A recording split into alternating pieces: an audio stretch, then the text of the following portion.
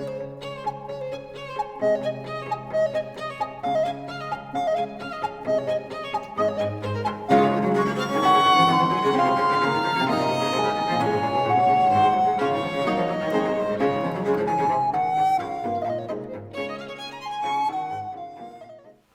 Sobat Kimia, salam chemistry bersama saya Tata Broto Sudarmo.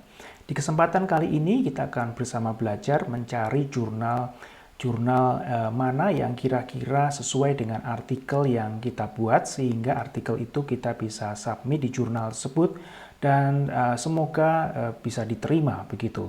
Nah, saya membuat video ini khususnya bagi rekan-rekan mahasiswa, baik itu mahasiswa S1 maupun S2 dan juga mahasiswa S3.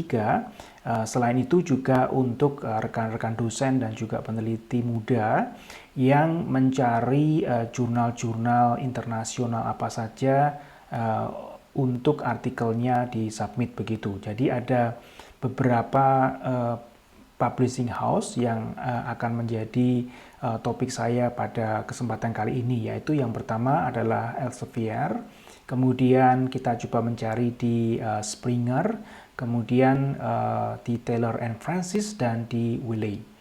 Oke, kita akan masuk ke pembahasannya. Rekan-rekan sekalian, untuk mencari jurnal-jurnal apa saja yang mungkin cocok dengan artikel yang kita akan buat, maka rekan-rekan bisa menggunakan Google. Kemudian di sana bisa diketik untuk Elsevier itu misalnya Elsevier Search Journal, kemudian bisa diklik, akan muncul pilihan-pilihan seperti ini. Nah, kita bisa klik Find Journals, Elsevier Journal Finder, ya, kita klik, kemudian muncul halaman semacam ini. Demikian pula yang Springer, ya, kita bisa tuliskan Springer Journal Suggester, kemudian kita klik bagian tadi yang Francis Taylor sama, ya, yaitu Francis and Taylor Journal Suggester. Kemudian untuk Wiley SJF Search Journal. Nah, sekarang untuk contoh saya memiliki suatu artikel manuskrip yang sebenarnya sudah saya publish, tetapi untuk kesempatan ini kita akan coba untuk keperluan kita belajar. Contohnya di sini ditanyakan paper ini title-nya, ya, judulnya. Saya akan copy paste saja judul dari artikel yang telah ditulis itu tadi, ya. Kemudian bagian abstraknya saya juga copy paste saya masukkan di sini. Kemudian di situ ada pilihan keywords. Saya akan memasukkan keywords-nya, ya, di sini tentang karotenoid. Kemudian ada banyak pilihan, saya berikan pilihan yang general saja untuk keperluan pembelajaran kita. Nah, sekarang di sini ada field of research. Rekan-rekan bisa memilih field of research itu lebih spesifik atau dibiarkan terbuka. Untuk keperluan ini mungkin saya akan biarkan saja terbuka tanpa saya pilih.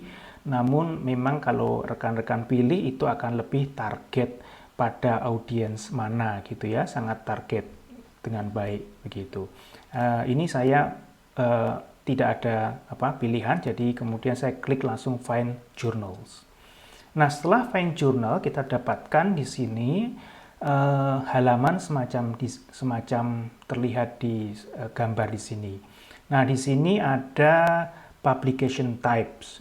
Ini sangat informasi penting bagi rekan-rekan, bisa ini kondisinya on atau kondisi off gitu, ya. Nah, di sini saya on-kan lagi. Bagian yang pertama, journals that offer gold OA. Gold OA itu artinya OA adalah open access, sehingga kita harus membayar sejumlah APC begitu, ya. Kita harus membayar untuk publikasi tersebut. Sedangkan yang pilihan kedua di sini, journals with subscription, itu kita tidak perlu membayar, tetapi orang yang akan membaca jurnal yang kita sudah terbitkan, artikel yang sudah kita terbitkan itu harus membayar. Nah, rekan-rekan, kalau kita lihat di sini ada 49 jurnal yang di yang kemungkinan itu cocok dengan artikel yang kita buat. Ya, kemudian kita bisa juga mensorting, ini adalah best match ya. Ini kalau kita lihat ini adalah best match-nya. Itu yang pertama contohnya adalah Journal of Food and Drug Analysis. Kemudian ini contoh kedua ada Scientia Horticulturale dan sebagainya. Kita lihat ke bawah begitu. Nah, saya akan ambilkan contoh saja salah satu. Misalnya ini ada food chemistry begitu. Nah, di sini ada dua pilihan tadi ya. Rekan-rekan bisa berarti kalau rekan-rekan mau submit ke jurnal di sini ada dua pilihan, tipe jurnal yang open access atau yang subscription. Gitu. Kemudian di sini kalau kita lihat ada matchingnya seberapa besar itu berdasarkan teksnya gitu. Apakah ini teks abstrak dan judul itu sesuai dengan topik daripada jurnal tersebut, itu kita bisa lihat di sini tingkatannya. Kemudian kita lihat di sini ada informasi tentang jurnal itu sendiri, impact factor dan juga set score. Terus kita lihat di sini hal yang menarik, kita bisa lihat acceptance rate-nya berapa. Itu dituliskan di situ. Ini kalau kita lihat ini 25%, sehingga cukup tinggi dibandingkan misalnya ini ya, dibandingkan dengan contohnya industrial crops and product atau ini gitu ya, acceptance rate-nya lebih rendah. Kemudian kalau kita lihat contohnya yang food chemistry tadi, ini times to first decision, ini kalau kita lihat 8 minggu sehingga cepat ya. Di sini kalau kita lihat, kalau yang Saudi Journal of Biological Sciences lebih cepat. Kemudian waktu ketika sudah sudah accepted, kemudian publication itu berapa waktunya, ini kalau kita lihat bisa kita lihat di time to publication. Nah, kalau kita coba lihat di Springer dengan metode yang sama, ini Springer menanyakan informasi tentang judul dan juga manuskrip teks, kita bisa isi dengan abstrak kita. Kita akan coba di sini copy paste. Kemudian judulnya juga akan saya copy paste.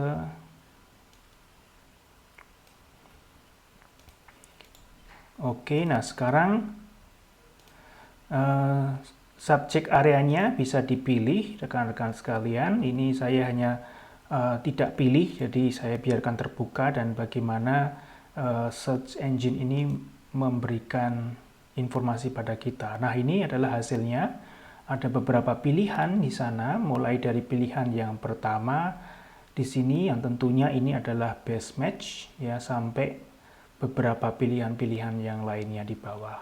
Kemudian kalau kita lihat informasi apa saja yang diberikan kepada kita, ada impact factor, ada first decision, ini average-nya ya, kemudian acceptance rates ya. Kalau kita lihat ini acceptance rate-nya ternyata lebih besar, sekitar 40% kalau kita lihat gitu ya. Ini begitu.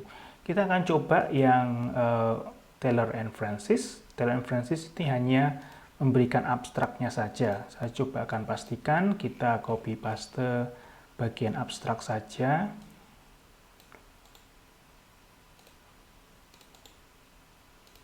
Oke, kemudian reveal suggested journals. Kemudian kita lihat di sini adalah jurnal-jurnal yang disarankan ya oleh search engine tersebut dari Taylor and Francis. Kita lihat di sini bagian ada about, itu terkait jurnal itu sendiri secara umum ya. Kemudian bagian kalau kita klik di matrix ini, kita akan punya informasi terkait dengan impact factor, side score, dan sebagainya. Juga terkait dengan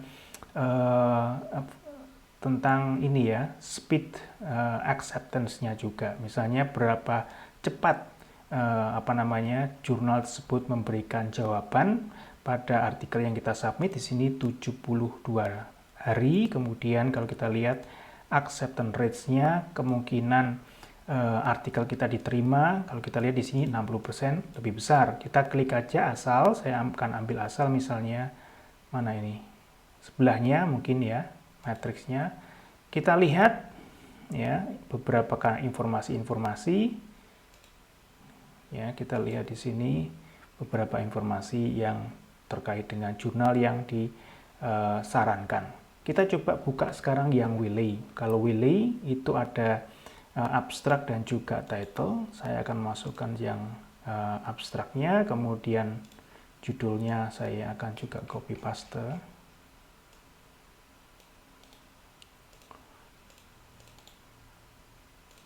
Oke, sekarang find. Nah, ini adalah pilihan-pilihannya, dan di sini relevansi antara judul abstrak dengan topik daripada jurnal itu kita bisa lihat di sini. Di sini ada semacam diagram batang yang menerangkan seberapa matching daripada artikel abstrak dari artikel itu ke topik daripada jurnal tersebut. Nah, di sini kita lihat ada informasi opsional daripada open access, berarti kalau rekan-rekan mau open access membayar itu bisa, tetapi ada banyak kemungkinan yang tidak perlu membayar juga di sini. Nah, kalau rekan-rekan ingin mencari lebih detail tentang kaitannya tentang spesifikasi daripada jurnal tersebut, misalnya tentang audiensnya siapa saja yang membaca daripada jurnal tersebut, maka bisa mengklik bagian lebih detail. Contohnya, kita klik bagian di sini, kita lihat kita harus mengunjungi ke website daripada jurnal tersebut. Ya, kita bisa lihat, saya klik di sini, kemudian ini adalah jurnal tersebut, kemudian kita bisa mencari tahu lebih detail tentang itu di sini. Kita lihat aims dan juga skopa daripada jurnal tersebut. Maka kita akan mengetahui audiens siapa saja yang membaca tersebut ya. Begitu. Nah, saya kembali ke bagian tadi tentang journal finders. Kalau kita klik lebih detail ya, klik di sini, maka kita mendapatkan juga informasi berapakah harga daripada APC. Kalau rekan-rekan memang memiliki budget untuk membayar supaya bisa open access, itu bisa diklik, kita bisa mengetahui berapakah harganya, begitu ya. Kemudian informasi apa saja, ini ada juga informasi tentang embargo period. Apa itu artinya embargo period? Itu rekan-rekan bisa mengklik di sini, kita klik di sini. Nah, kemudian ada kaitannya dengan guidelines daripada author. Nah, kita harus mencari tentang embargo periodnya itu berapa lama, ini sekitar 12 bulan begitu ya. Jadi setelah 12 bulan itu biasanya bisa diakses oleh semua orang. Nah, kita coba lihat di bagian yang lain, misalnya di sini di Springer misalnya. Kalau kita klik di bagian Springer, kita juga contohnya di jurnal ini kita bisa mendapatkan informasi tentang skopa dan juga audiens yang membaca jurnal ini memiliki latar belakang apa saja, bidang apa saja, begitu ya. Demikian pula untuk Taylor Francis dan Wiley. Nah, biasanya rekan-rekan setelah mempertimbangkan, setelah mencari-cari kira-kira jurnal mana yang sesuai, maka sebaiknya rekan-rekan mencari lebih detail terkait dengan guide for authors, terkait dengan detail penulisannya dan juga proses daripada penerbitan, dan sebelum penerbitan adalah proses review dan kemudian penerbitannya.